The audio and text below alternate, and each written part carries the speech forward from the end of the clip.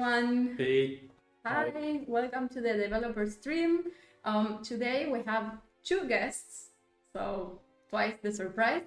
We have Rodrigo and Camille. They are both game designers and they both work in the Arachnophobia mini campaign, which is now available. You can update the game to play. How are you guys? Fine. Glad to be here. Excited for the new mini campaign. Yes, everyone is super excited to start crushing spiders. Oh, and we are checking the chat. So if you want to ask Rodrigo and Camille questions, drop them in the chat. We're going to keep an eye and try to answer. Yeah. So, well, we can get right to playing, right? Okay. So I'm going to be playing. Rodrigo is probably going to be answering most of the questions because the last time we tried to do this, I couldn't focus a lot while playing. So Okay, I have one question by Alex Plays, and I'm sure it's a question that some people are going to ask. They were asking about the recurring enemies that have different colors. So what was the inspiration for that? Well, we actually try to. This is more like an arts department decision, but we actually try to identify enemies in different ways. One of them is color. So it's actually a process that goes has a lot of iteration and a lot of testing.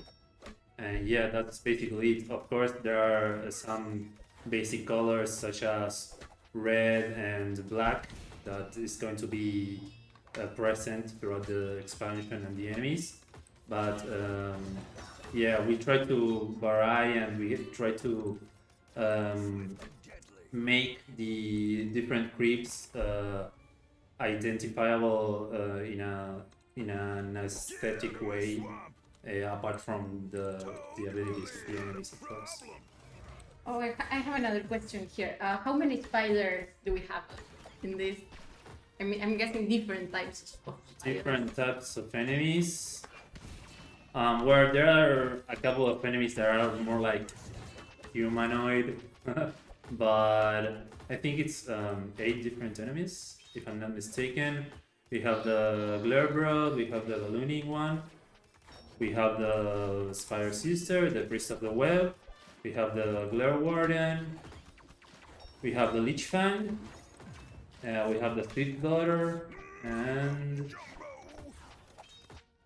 I don't know if I'm missing one, but that's it, I think. And the flying spiders we have over there. The people in the shorts that we teased, when they saw the spiders, they were like, oh no, they can fly.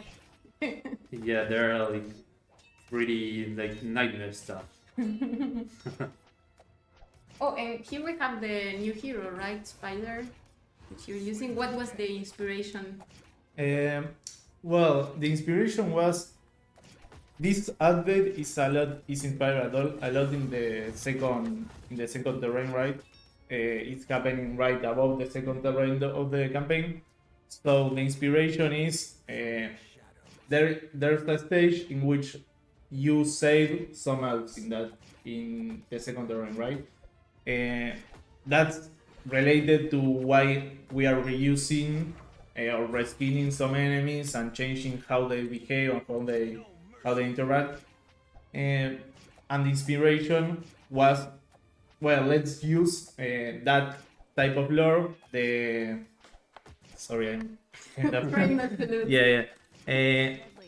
That kind of lore and combine it with, well, the spider aspect of the game. So that's why we have an dark elf, mountain spider.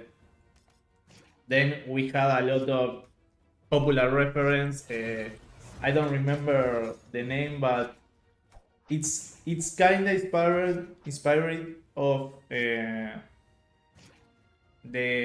dark elf in World of Warcraft that mount a wall.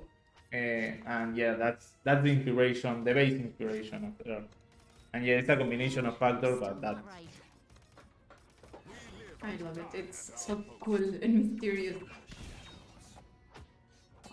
Creo The... que pues, Nicolás. Well, here's another game design question. This one is by Chris, and he asked, this is the first mini campaign without a mini boss, and why is that? And did you think that the enemies were strong enough without a mini boss? Do you want me to answer it? No, I was recalling if it was the first. Right, it's the first in Alliance, yeah. Yeah. We thought about adding a mini boss.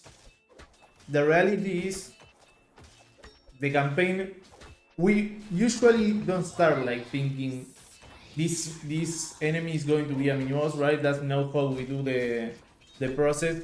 It's more like we adapt what we start with to the needs of the campaign. In a moment, we wanted to add a mini boss, but there were a lot of things that. Sorry, better to answer because I'm trying to think. I can't concentrate in both things at the same time. So in the plans, we tried to implement a mini boss, but the reality is what it was overlapping with other enemies that we have in terms of gameplay, and there wasn't a smooth way to add it when we started to think it, because it was already it was half in the development process, and we needed to change a lot of things to implement him. So we end up discarding the idea, and that's the reason we don't have a mini boss. Yeah, that's interesting. So it's not just adding a mini boss for the sake of having a mini boss. It needs to be different, for it to work. And if it overlaps with the current enemies, it makes sense.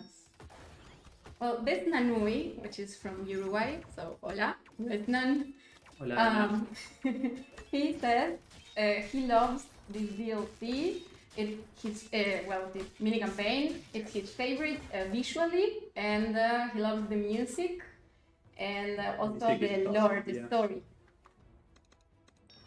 Well, thank you, Esnan. That's a really good compliment. Oh, there's some people in the chat asking when it's going to be available on the Play Store. We released this already on the Play Store, and it takes a little while to propagate. So it should be available for you in the next few hours. Won't take long. In the meantime, you can watch the developer stream. Yeah, maybe we can talk about the new tower, which is using Camille right now.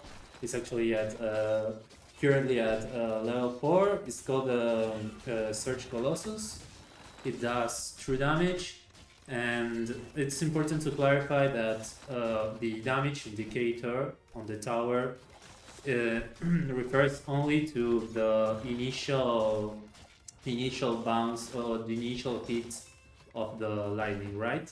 So with each level, the tower adds an extra bounce to it, and the damage done after the first bounce multiplies by a factor, right? So actually with each level, with each extra target, the damage increase is exponential. So that's why when you select the tower, even if it's at level 4, it only indicates the damage as being 5-5, because that's only indicating, or that's only accounting for the first hit, right? Which, is it's just the way it is, and it's the best way to keep consistency with the other ways damage is shown in other towers, right? He has a super unique visual design too. Like every level, the tower changes a lot. Yeah, that's pretty fun. I mean, aesthetically, well, it's personally, it's one of my favorite towers in Alliance. The art team did a really great job with this one, in my opinion. So yeah.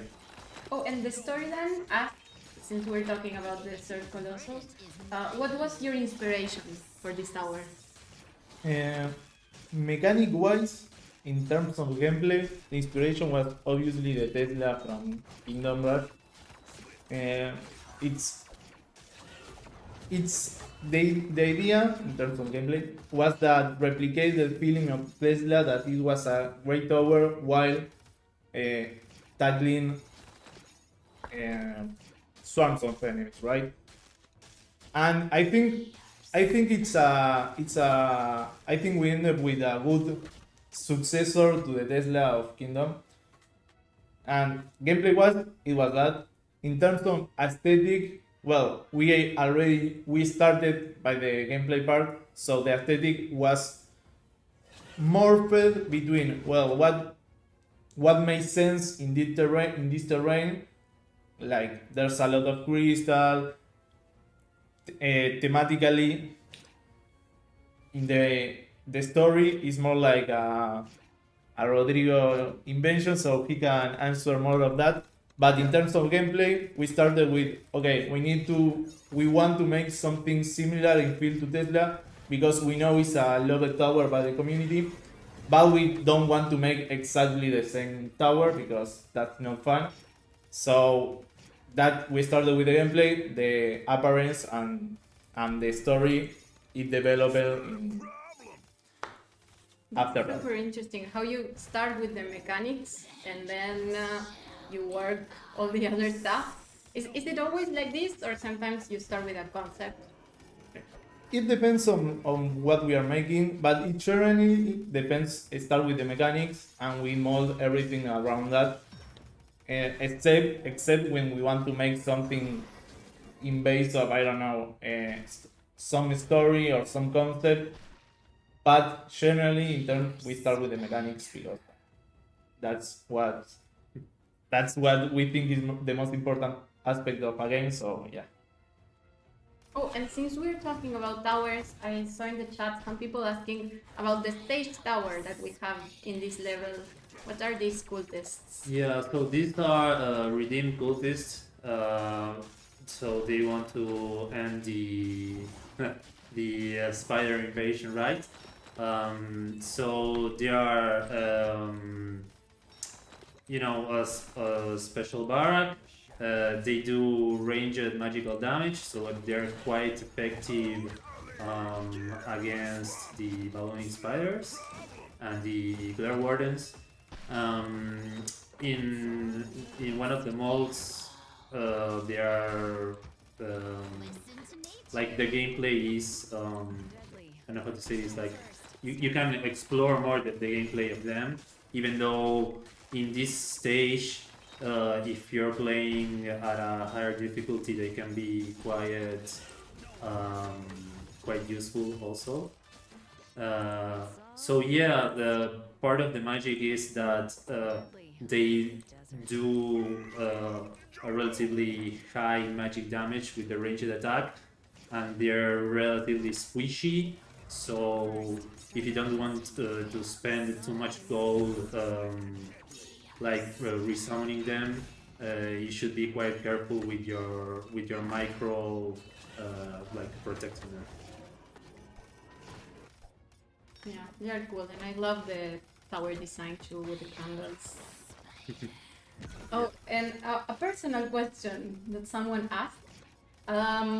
The fans were curious about your favorite games, like outside of Kingdom Rush. Do you want to start? Well, that's like Hard to choose? Yeah, it's hard to choose personally, and because I'm 33 years old, it's like contextually to my time. One of my favorite games of all time, without a doubt, is Zelda: Ocarina of Time. I'm actually a big fan of the SNES console, all the RPG titles like Chrono Trigger, Final Fantasy VI, all that. And well, maybe like to mention like a more recent game, I would say my favorite game in recent times is Baldur's Gate 3. I think it's yeah, I think it's like a genius game with a lot of intricacies. So yeah, that's about it for me. As for me, my favorite game of all time is Enter the Gungeon. Uh, I am a big fan of bullet hell games and roguelikes. So aside from Kingdom Rush, obviously, and my favorite game is Enter the Gungeon. If I have to make some honorable mentions, I would say uh, Slay the Spire is also I'm also a big fan of. Hollow Knight, obviously, Undertale. I'm that yeah. Those are like my top 5 games if I had to choose. I'm also a fan of other sagas, but yeah, those are my top 4. Oh, I have a very interesting question here. I don't know if you know the answer because it's not about game design, but it's about the music and how do you work with the composer? Like, do you give him like a general idea of the mood? Like, how does that go? Yeah, we do give him some guidelines and some like aesthetical references. Um, there's several iterations of this. The composer, uh, like we give like a general initial idea and concepts. So the process goes back and forth, and yeah, I think for this case, for example, the music really reflects the spider theme of the campaign. So yeah, that's about it. I mean, we have some references, but it's mainly his job and his input what counts. Cool. Well, one question by Plague Knight. Hi, Plague Knight, by the way. And he asked, what is your general impression to the entire campaign? Like, what made you decide to make it spider themed? And the general idea, like we started with some campaign that can be played related to the second terrain, right? So we started with that. We knew that the second campaign was like a callback to the second terrain. So after that we started to see what kind, like there's the two kind of important elements in the second terrain that are cultists and spiders. So like it wasn't a hard choice to see which one was the more interesting one, and after that we started to develop around that. We could have gone the cultist route, like that was an option, but and maybe it's an option for the future, who knows? But we choose spiders because we think they are cool, and they are like related a lot with the saga in general, in Frontiers and I think Origins, right? Yeah.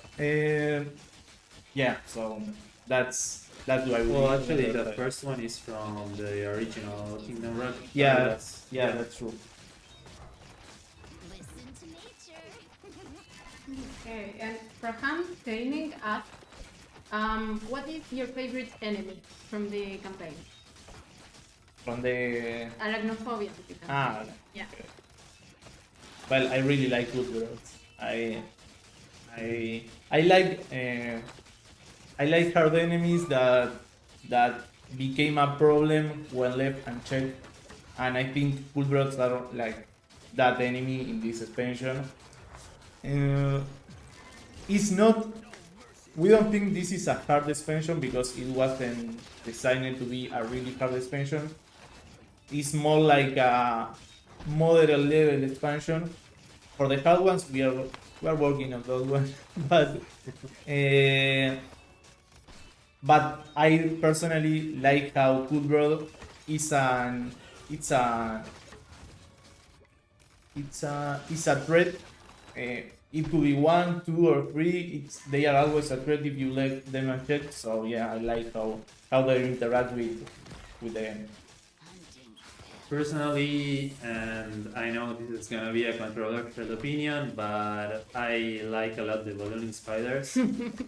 I think having a flying enemy with armor is like kind of a new thing in the saga. And for me, flying spiders, I mean flying enemies, as long as they're not pushing like in an unfair way. For me, they're not like something unfair. They're just enemies that can be blocked, and also they have some counterplay, which is you could include barracks like advance on the path, so they fly and slow their speed. So yeah, I think it's quite unique mechanic, and I like them very much.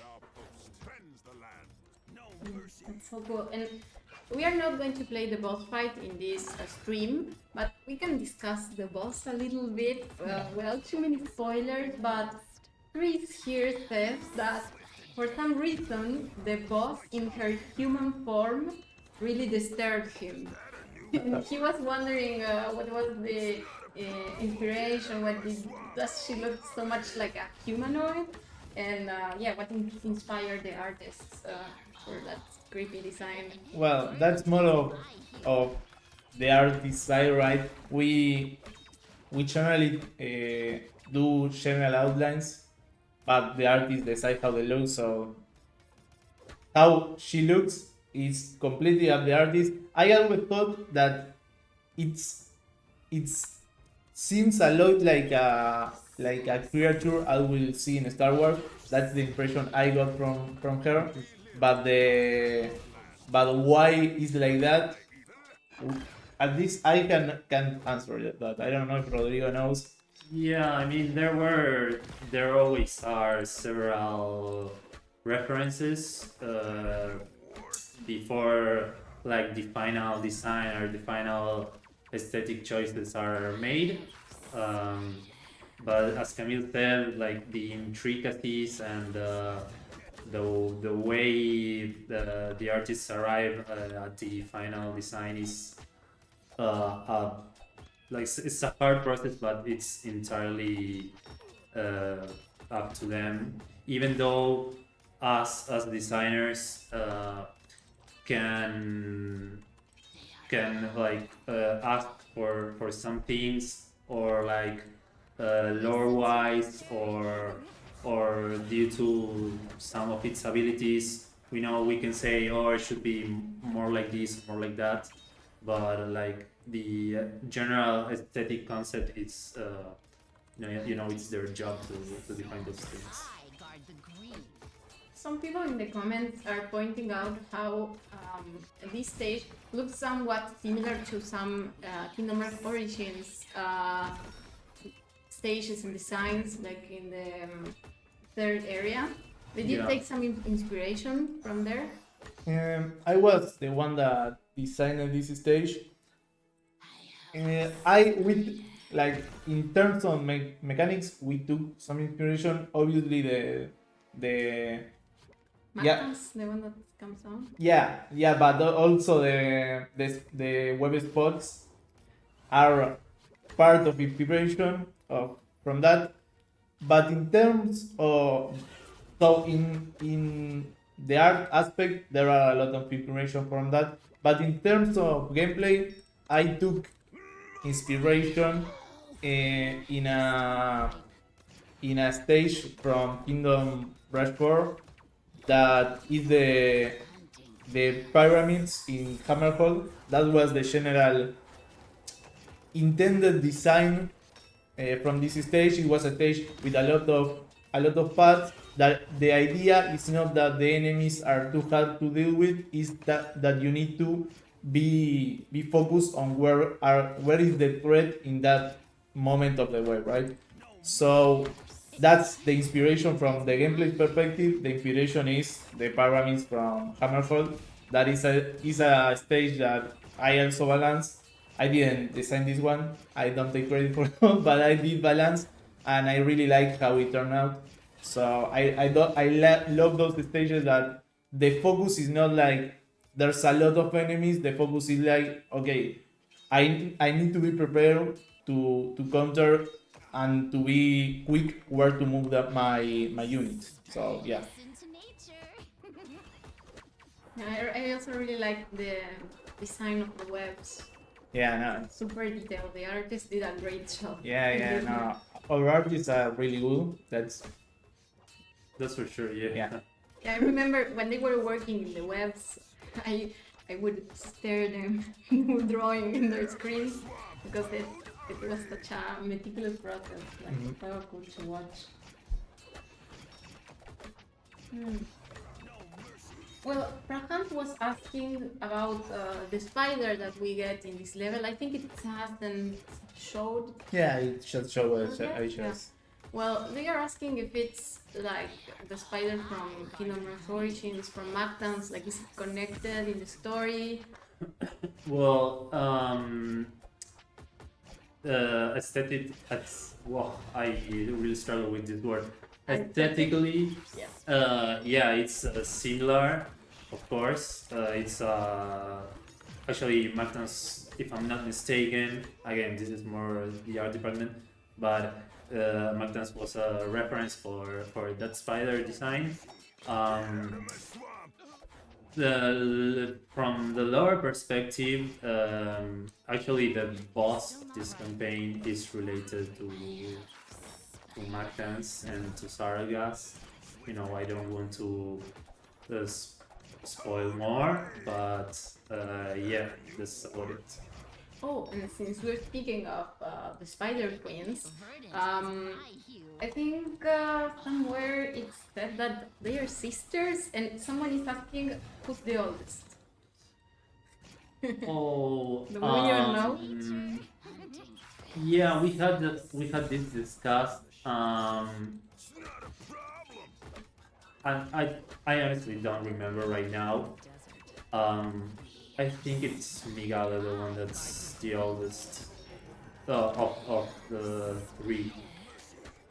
But yeah, I really don't remember this one because we discussed it for the Chinese localization. There's a different term for. It's just like it's Yeah, big not sister, little just sister. like sister. Yeah, it's like big or small sister. So yeah. It's so interesting how different languages force you to think Yeah, of yeah, deep yeah. relationships.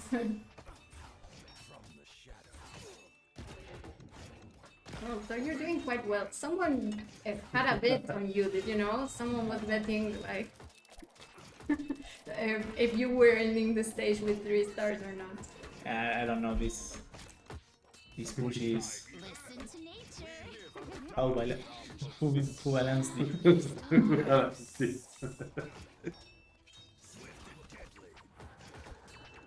This may be a weird question, but let's try.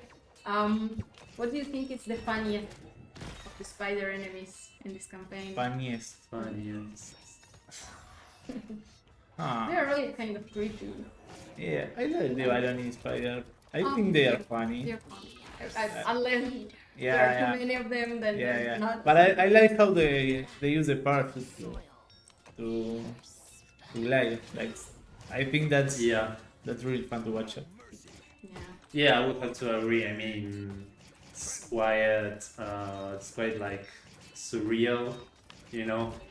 Spider with a parachute made of web. Yeah, that's quite funny when you think about it. Yeah, well, I looked it up, and there are actually some spiders that can do something similar. That happens in places like Australia. Of Yeah, course, it of happens. course, it's Australia, right? Yeah. This is all happening in Australia. Oh, everyone, remember you can ask the devs in the chat. You have them for a limited time. Make them all perfect.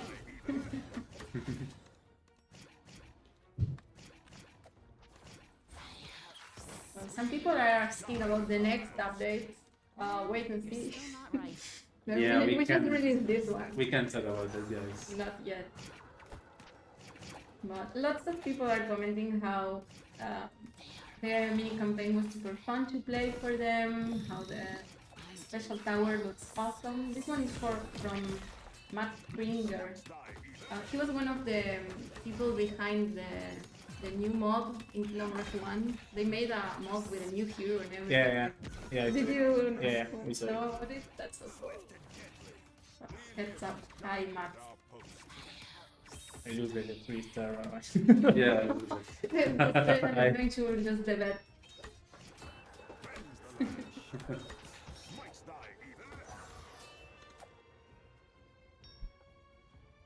Yeah, and some people in the chat are also asking if you're going to get an updated version of the roadmap. For now, not yet, because we're yet to decide something, and we really don't want to put anything in the roadmap. We're not 100% sure. So, yeah, you need to wait and see. For now, yeah, the only thing we have in the roadmap is the mystery DLC coming in a to be determined plan.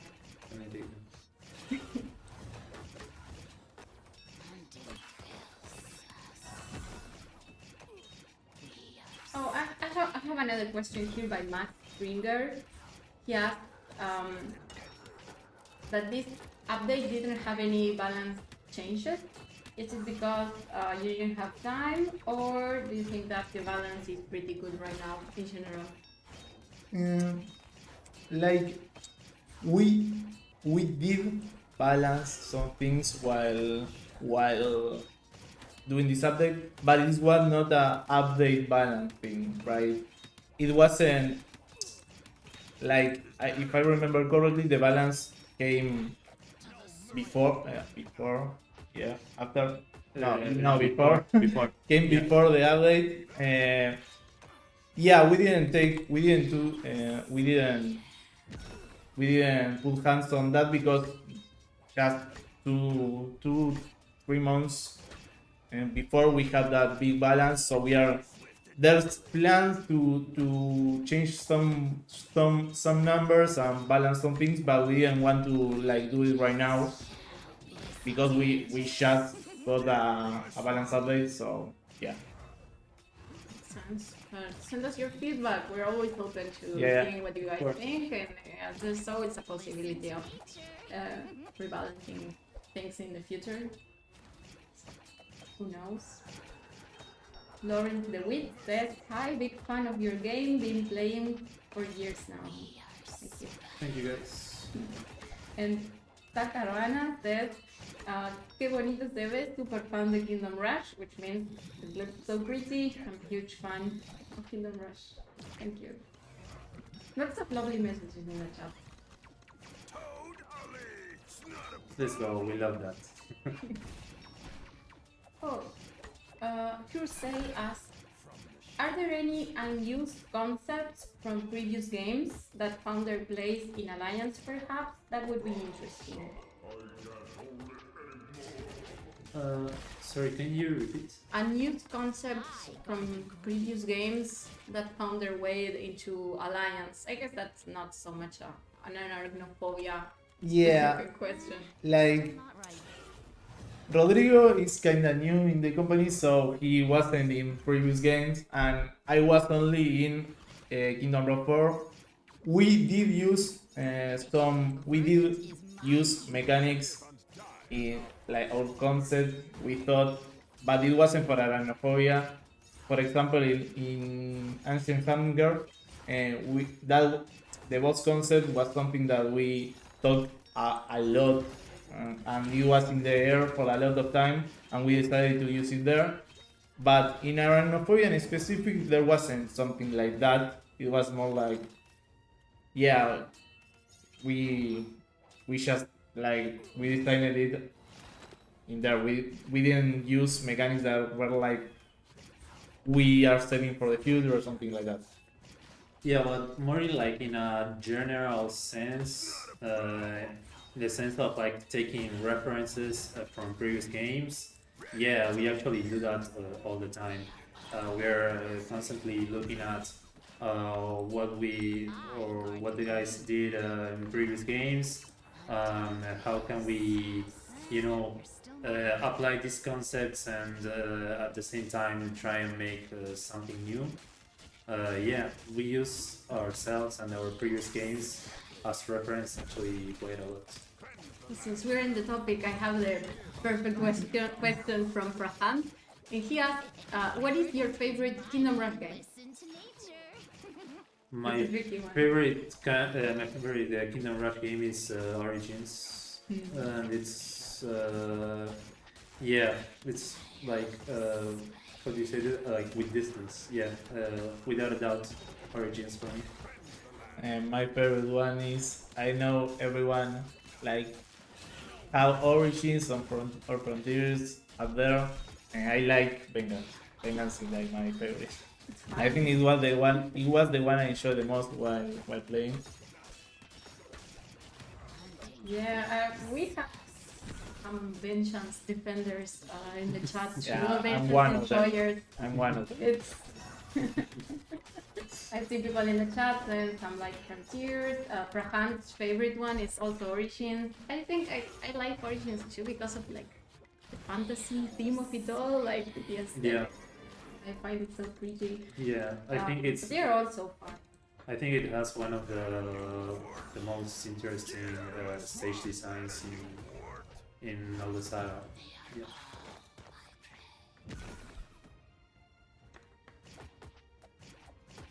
Okay, let's see. What Yes. is your favorite Ironhead game? Not only carry. Oh, Then my Legends. answer changed. My favorite carry game is Legends. I love Legends. Oh, Legends is so Yeah. good and so overrated. Yeah, I love. Underrated. Underrated. Yeah, underrated. Wish it was overrated. It's such a cool game, and the art is so good. Yeah. Since the heroes are a lot larger, the artists could make a great job. Yeah, I don't know if I like it more than Origins. Like, you know, it's really hard to compare, right? But yeah, I'm a fan of the tactical RPG by turns genre. So yeah, I really like Heroes too. Yeah, some people here in the chat are also saying that Alliance is becoming their favorite, and it might dethrone Origins for them. That's cool. Yeah, Alliance is also being one of my favorite. It might be from Vengeance, but I don't know. Yeah, what I really like about Vengeance is that it has so many mini campaigns. The DLCs are so cool. It has pirate games, so you have a lot of content. Like it's the largest Yeah. of all the games. Yeah. So that makes it like a lot of fun for your bucket. Yeah, maybe I like it because we work a lot on the extra content, and yeah, I'm fond of it. We could say, right? But I also, when I played it, it was like before I started working on it, it was already my favorite one. But now it's like solidified, right? Yeah, I think it has Vengeance has a really a lot of really cool tower designs also. So that adds a lot to the general experience. Yeah. I also like Prahan say. I really like the concept of playing as the bad guys. So yeah, I really like the setting of Vengeance is like my favorite. I'm amazed how people in the chat say they already finished the campaign. Like it's just out and they already played the thing. try the challenges, the heroic and iron challenges. Deadly, like the desert. Oh, looks like you did great in this one. Yeah, I just miss an spawn and lose 3 life, but yeah, overall. Guys, if you haven't tried it, try, following a conversation and playing at the same time. It's actually really, really hard. Yeah, I'm doing both, but that's it.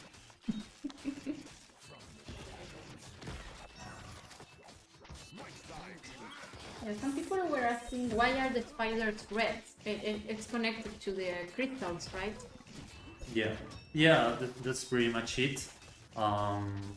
A lot of the, let's say, origin or lore from the spiders is connected to the crystals. Still not right. So yeah, and as we talked about earlier, it's one of the main colors for this expansion. We always try to follow some guidelines related to that. We don't want to include too many different colors, different enemies, and different aesthetics in the same, in the same mini campaign. So yeah, that's why. Victory! Great job. Yeah. Well, and we'll leave the boss for you to figure out. So, guys, please try the mini campaign. It's already available on Steam. Most people have it already on the Play Store and App Store. If you don't find the update, just wait a little bit. It will be there soon. It's spreading to everyone. We already hit publish, so just wait and you'll be able to play it soon. And well, thank you so much for coming. Thank you, Pat. Yeah, for answering the questions. We'll see you on next stream. Thanks everyone here who joined and who asked questions. Yeah, thank you guys. Yeah, thank you for the thank you. support. Yeah, everyone is saying how much they love the campaign, so that's awesome. Well, we will close in this one, so bye bye. Bye, guys. Bye. Bye.